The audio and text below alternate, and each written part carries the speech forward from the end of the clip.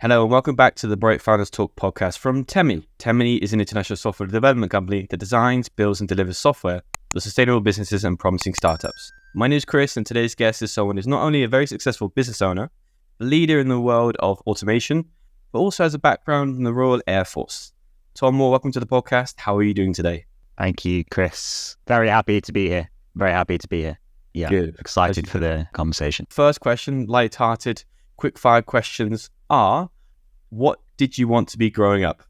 Philosophical of me. I originally wanted to be a French teacher, interestingly. No relation to tech whatsoever. Loved languages. And from there, actually quickly realized, based on the classic home life changing with no control, that maybe education wasn't for me. But moved my language once into the military. So I suppose the actual answer is I wanted to be a French teacher. And then based on not wanting to go to university anymore, decided to apply for the military in languages still. So I was trying to keep the language form. Ended up going for something called intelligence analyst, which shut down and I ended up in tech. And here we are today. So what did I want to be growing up has zero relation, unfortunately, to where I am now. But I suppose the language side is extremely interesting. Was that were you keen traveler? Your family were traveling a lot, or you just like French movies, or what was behind that? No, it's way more simple than that, Chris. I just had a very passionate French teacher that had a better ability to direct my lack of control and or want to be in school, and I took the passion from there, and I would actually largely attribute a lot of who I am today to the lessons that I learned from that tutor. So yeah, nothing fancy, just somebody that could control me in some sense. The second question is, what do you do to unwind after a busy day? Great question. Is there really is there an unwind? Was maybe is my answer. No, I a big fan of the gym. I'm a big motorbike man. My best therapy and favorite therapy is the motorbike. And I also can't deny that I don't go out, I don't play sports, but a couple of hours every now and again with the guys on Call of Duty will forever be in my heart as a way to switch off. Yeah, some good ways. Yeah, mine is literally just going for a walk. I feel the least exciting person in the world now. I might go get a motorbike at the weekend. Sounds a good way. The issue with the walking, Chris, is that you're always fighting rain or wind in the UK. Yeah, that is true. And the final one is, what makes a good boss? It's a two-pronged approach to that question, I think, actually. And the military, very, very fortunate in the military. They spend a lot of money and a lot of time on leadership training. And throughout your career, you are pushed into courses to better your ability to lead. The difference is their focus is leadership rather than management. And I think the answer to being a good boss comes twofold, and something that we've largely placed into Power 365 is credit to the military around empowerment. That being said, the way that we approach day-to-day work is less managerial and a lot more leadership focused. We deliberately headhunt and have a team that are entrepreneurial, and inside that the quote unquote boss maybe is the wrong way I would describe some of the roles within the business. But from what I would say, having to lead those personalities day to day, the ability to mentor, the emotional awareness is something that I struggled with for sure. Have gained, has had to increase with the business. But empowerment, I think, is the biggest. If I was to summarize what makes a good manager, leader, boss, it's a level of empowerment and trust. Yeah, I think it's quite interesting, because normally, I suppose, other companies, the traditional sort of makeup is like they want to hire someone who fits the role, but not too ambitious, right? Because otherwise, they sort of outgrow the position or whatever. But in your case, you feel that's actually a strength, not a weakness. Complete opposite. Yeah, complete opposite. And actually, the entirety of my SLT, I think, would at any moment, if I slipped, would come for my seat. And that is exactly what I want from my SLT. It is, if they weren't after the next promotion, I would, it all comes back to, and maybe unfairly, because I am as red on the scale as it could possibly be, comes back to a quote, which is, comfort is for a bed, not a career.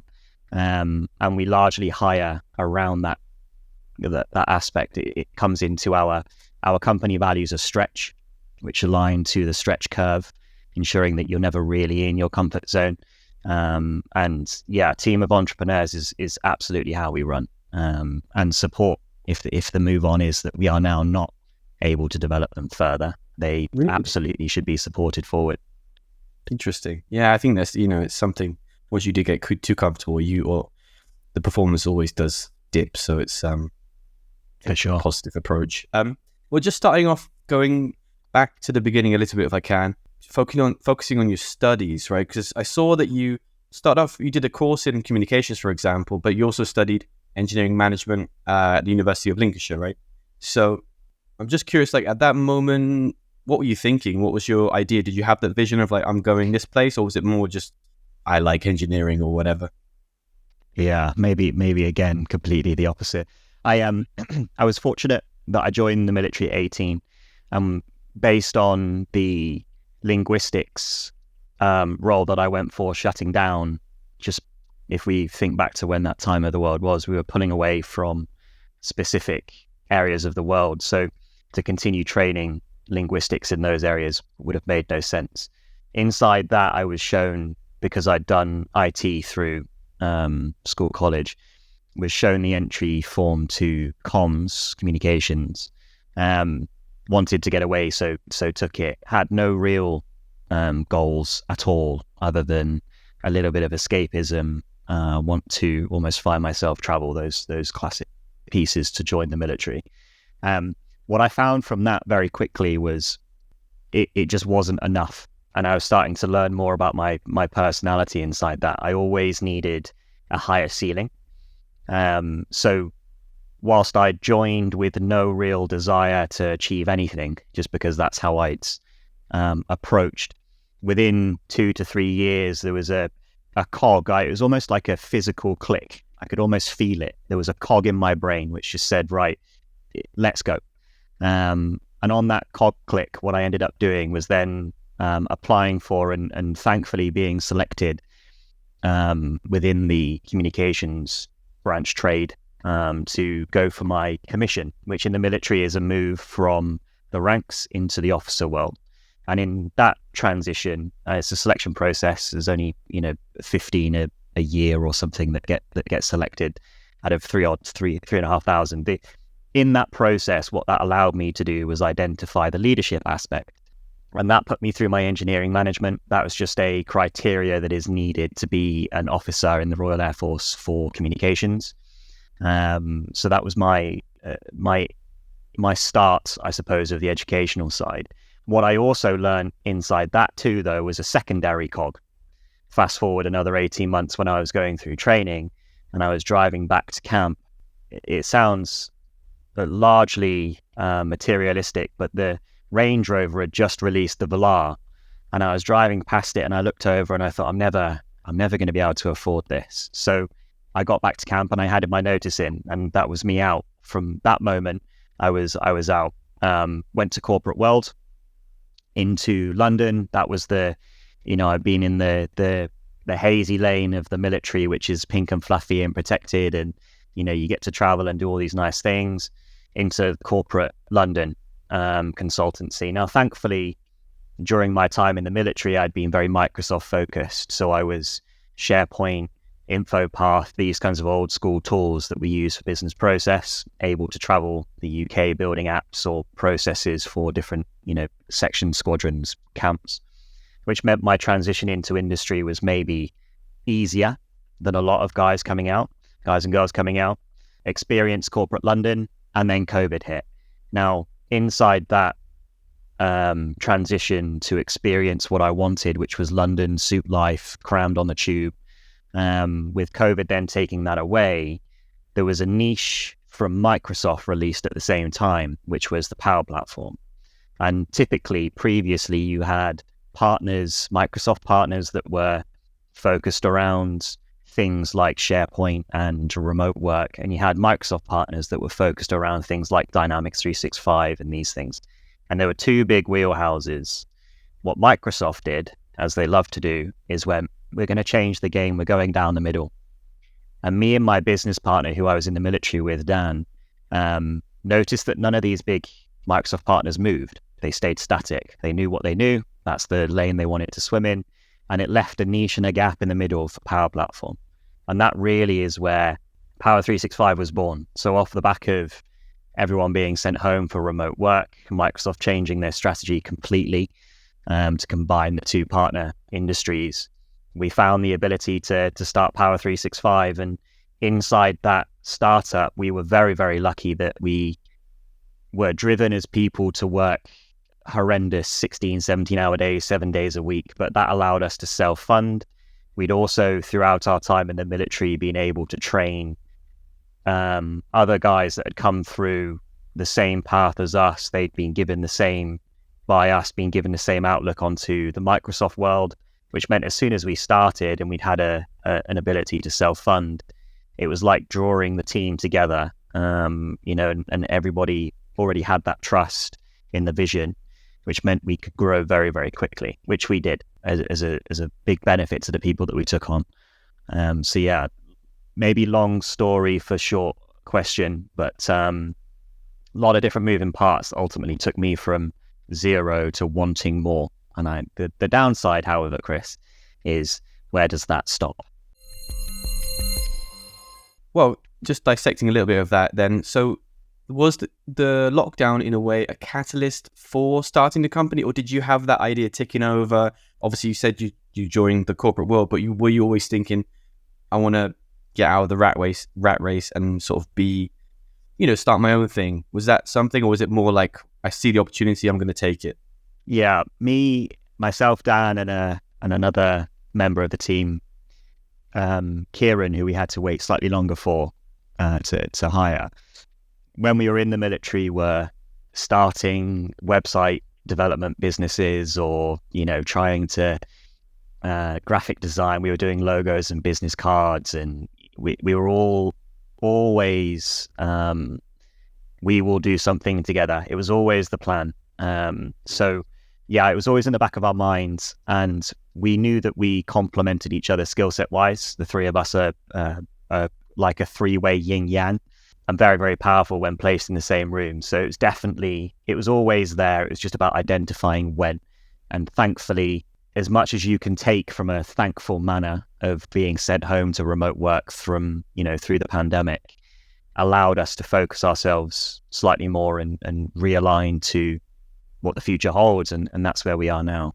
So what is a typical day then, in Power 365? What do you normally do day to day? You sort of taking on new clients or analyzing what they do? How does it work? So we as a business have a focus around Microsoft's business applications, data, and AI. So that's our focus. We've always been the right solution, not just any solution. So we have an ability to think bigger, which is enterprise architecture, which is how we've hired and built the team, which means we can cover anything from a completely custom web app through to data governance, through to the smaller, applications that may be used within business. The day-to-day for me now, if I was answering personally, has certainly changed over the last 6 to 12 months. There was a strong period at the start of the business, which meant we operated much like a Western movie, with big personalities in a call, making very quick, agile decisions. It worked for a while. As we've grown, the ability to act like a Western movie is no longer possible, which means my day now is, exactly. My day now is much more, I'm going to use the word boring, but I don't mean it in that sense, but it's much more focused around ensuring that the metrics are correct, the decisions are correct.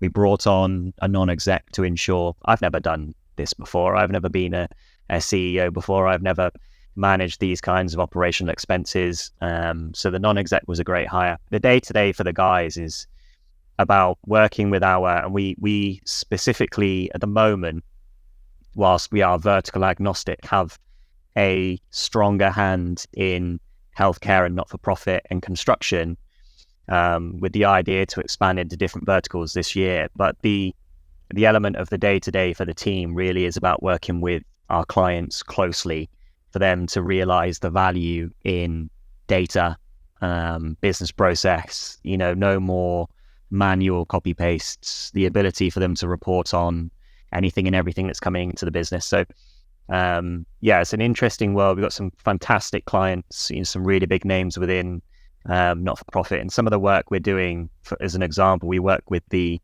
National Child Trafficking Centre for Barnardos, which, when you think about the value that we're then placing back in by giving them the ability to now monitor and deal with the referrals of hundreds of under 18 young people, and have that ability to provide the better service just by giving them the metrics and the applications they need to do that, it allows the team to take away and walk away and, perhaps make their Monday log on just a little bit easier, because it can be monotonous.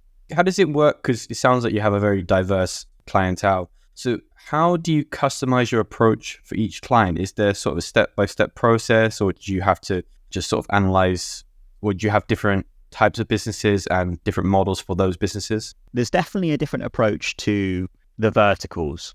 I think the benefit within healthcare not-for-profit is that the environment of the stakeholders we're working with usually are the same, from a position of when you summarize the personality types that we might be working with, they're there because they've chosen to come into those arenas. And practitioners within a not-for-profit, the ability to identify what means most to them would be very different to how we would identify what means most to the construction firms that we work with or the legal firms that we work with. Does that mean that we tailor our approach? No, we're very lucky in the way that these platforms get built, and why the team that we've placed around or inside Power 365, the approach is set, which then means that everybody gets the way in which we might have the conversations is different for sure, but the way that we approach day to day is usually very much the same, to ensure that the kind of diligency and effectiveness of that delivery is right. So yeah, not much different across, other than the way we would maybe tailor in terminology or add terminology. Okay. Well, as someone who comes from a background of education, I've often noticed that this sphere, this industry, is quite reluctant to change. It normally doesn't want to do something different because, well, it's what they know. So I'm just curious with what you're doing, are there any businesses out there that you've helped a little bit, but you feel like this industry could do what I help more, but maybe they're just, I suppose they're not used to it. They're maybe more old school. Yeah. It's interesting you know education in that, Chris, with regards to reluctance to change. That is based on personality types of long-standing academics. It is an interesting one when broken down from a personality perspective. The ones that stand out for agriculture is almost non-existent for automation at the moment. Very, very difficult to, and if you think about the reasons why, approaching a farm and asking, whether they want data governance or an application. Now, when you look at the actual benefits of maybe being able to look at the metrics of last year's harvest and compare it with what's coming up with the weather and bring it all together into one platform so they can start to predict, the ROI or the value is certainly there, but the mentality and mindset might be different. Another one is financial services. Banks are typically reluctant. Maybe reluctant is unfair. It's harder to showcase the benefit based on the need for security within financial services. So whilst agriculture is almost non-existent from a personality perspective, financial services is much harder to break into based on the other criteria is around making sure the data is secure. Outside of that, you've got the classic, I would love more than anything, and I'm happy to say it. They can put my email at the end. I would love to break into some of the RAF processes that day to day are probably still running on the old apps that I built back in 2019 or 2018 or somewhere. I'd love to get them, but much harder to break into as well for different reasons. On that note as well, in terms of advances, I think the hot topic for the average Joe like myself is AI, or last year was AI, although it's been around for years. So I just wondered, have you felt that's enhanced what you guys do, or is it something that you're still kind of working out how it could make things better, or do you have your own metrics? Side note, have you seen the new Sora announcement from OpenAI? I haven't, no. No? Recommend you have a Google. Yeah, it's you can now prompt cinematography. It will create videos off of the back of a prompt, which is okay. I have scary. Videos of that actually. Yeah, I didn't know when the very, very, very scary AI technology. To answer your question, again, is a two-part. Do we see benefit in the work we do with AI helping us? Microsoft are keen to bring through this thing called Copilot, which is designed to aid individuals in creating apps or creating workflows, or summarize this PowerPoint presentation for me, drag a document in, create a PowerPoint presentation. Copilot has serious potential. What we do at Power 365 is more product, which means the element of AI helping us is limited. However, AI being placed into our product to help our clients, absolutely. And I can think of two fantastic. One fantastic example is, and it's low scale AI in this, and it's the ability now. We've got a healthcare client that have the ability to input or upload their statements and invoices and automatically reconcile them with 99.7% confidence, which means the thousands of lines that the finance team were going through monthly to reconcile is now not needed, and value can be placed on their roles elsewhere. Another one is we've got an AI bot running within the same healthcare client, which is amazing in itself that they're willing to step forward into this journey. It's really reassuring that they are. And this AI bot allows their practitioners to communicate with the bot to update orders, deliver orders, change delivery dates. Everything is done via a chatbot rather than the user needing to go into the system, find records, so rather than the user finding information, the information is brought to them, and it's interacting rather than, manually doing things, which whilst those are two very low scale AI inputs, they're huge value within the business from a position of ROI. Yeah, so no internally, but yes, externally it is, maybe controversially from me, I think we may be running slightly too fast into it, but it has huge potential. Well, in terms of I think the classic questions people ask maybe with, starting a business and so on, were there any, hurdles that you had to overcome, and how did you do that? In general, yeah, just, because I believe this is the first business you have started. So I just wondered, as a first-time business owner, how, what did you come across that you didn't realize would come up, and how did you get through that? There's a few. We are a fully remote business, which brings through challenges around training and development. So one of the big recommendations typically when starting a business is to hire high, because with a fully remote business, hiring high means that you have autonomy and the projects can be delivered, by the individuals with relevant or with relative or respective maybe success and trust. The problem with that is that that's not sustainable, and actually the ability to train juniors becomes very, very difficult when fully remote, because sometimes juniors especially in the generation coming through, will react better when in an office. Now, the downside to us as a company is I've got team in South Cornwall, Portsmouth, Birmingham, I'm Manchester, London, pick a part of the UK, and we've got a team member there. That makes it very, very difficult for training, but also makes it very, very difficult for the smaller things like getting everyone together for a company day, et cetera, et cetera. When this was all taken for granted previously because everybody worked around the office, and your Thursday night curry was very, very easy to organize, very, very difficult to organize on the other side. Now, what that does as a follow-on, unfortunately, means that everybody is logging on a Monday, shutting down on a Friday, but all of the conversations are always business. And one thing we learned it's actually unfair, it wasn't very, very quick. Well, we did learn it quick, but we didn't solve it very, very quickly, was by only speaking business, you are losing and it's so cliche, but you are losing the bonding part, which then drives everybody to work, with passion. And we found that largely within our SLT team, that everything was always high pressure, high stress, business. And we very quickly lost the fact that, best mates, two of the SLT were on my groomsmen. They were groomsmen to my first wedding. I put first in there in inverted commas, as that was certainly something I learned by starting a business. The element of that bonding needed to be brought back in, which unfortunately requires more effort from everybody. And that then is difficult to manage from a personality perspective.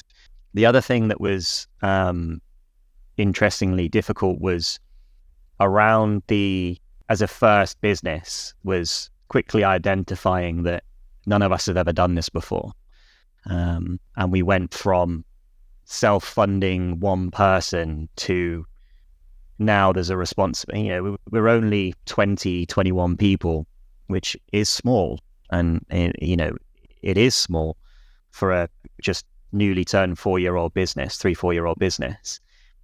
But I've never had to worry about ensuring that all of these people who I would consider very close friends have their mortgages paid for and their kids have got food on the table, etc., which the element of then learning everything that needs to come with that. How do we do lead gen? How do we do? I don't know what marketing is. Does anybody really? That's unfair. That's said in jest. Sales enablement, I'm told it is. But how do we perform all of these operations of a business, and where do they come from? What do we need? Insert HR, which in the military is may be fairly obvious, but for a new business, where do we get HR from? Who do we ring? Are they ringing me? I don't know how to deal with that. So where do we get a really good HR function? And all of these little things that just crop up. The fun part about it, though, is that that's what you sign up for, and the lessons learned have been stressful but thoroughly enjoyable from day one. And I still today, I was about to say I really enjoy logging on a Monday, but my Mondays are now back-to-back catch-ups, so I don't enjoy the Mondays anymore. I enjoy the Tuesdays. But yeah, I wouldn't change anything for the world. Okay, interesting. Yeah, well, hopefully you're able to somehow have virtual curry nights. Yeah, it's a good idea. Might take that one. My final question is a bit more of a general one. It's just sort of a hypothetical one about business, and it's if you could shadow any CEO or maybe just work in another company for 2 weeks, get behind the scenes, access, see how they do things, who would you choose and why? Can I be super cliche and slightly fanboyish on it? Have you? I say I'm about to. I don't mean it patronizingly, but I'm presuming you know who Ben Francis is from Gymshark. Yeah, then. Yeah. The Gymshark theory is, and I'm calling it the Gymshark theory. I don't know if that's a coined term or whether it's just the way that I talk about it. It is now. What Ben Francis did by starting something from scratch, but identifying inside himself that he wasn't CEO, or he wasn't yet ready to be CEO, inputting a very strong CEO, shadowing said CEO, and then coming back to be CEO when he felt like he was ready. that theory to me is fascinating, and I would love to take as much knowledge on that, because that takes there is zero narcissism there. It's a completely selfless move. The element of where he would sit on the personality triangle would be fascinating. Yeah, I think that if I was to learn most personally, that would be, and I know that's super cliche because it's very obvious that they've become a huge success. I would love to be able to say a smaller business, but that one's always fascinated me. Brilliant. All right. Well, thank you very much for your time, Tom, and wish you all the best with Power 365. And yeah, thanks again. Chris, thank you. I appreciate it.